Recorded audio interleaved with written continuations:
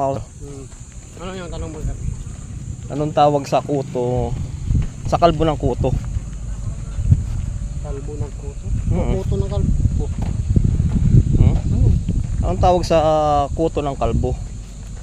Kuto ng kalbo. Ulgas. Hindi, mali. Ulgas. Hindi, mali nga. Ay, ano?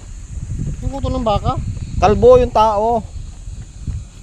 Kuto ng kalbo, may kuto pa ba? O meron. Bukay. Meron nga. Anong tawag nga doon? Tawag yan ay. Sabihin mo! Hindi ko alam. Ha? Hindi ko na? Sirit ka na? Hindi ko alam. Hindi mo alam? Kalbo. Hindi mo alam? May kuto. Oo. Paano yan? Wala nang buhok. Kalbo nga eh. May kuto pa rin yun. Wala na, sir. Anong tawag nga doon sa kuto na yun?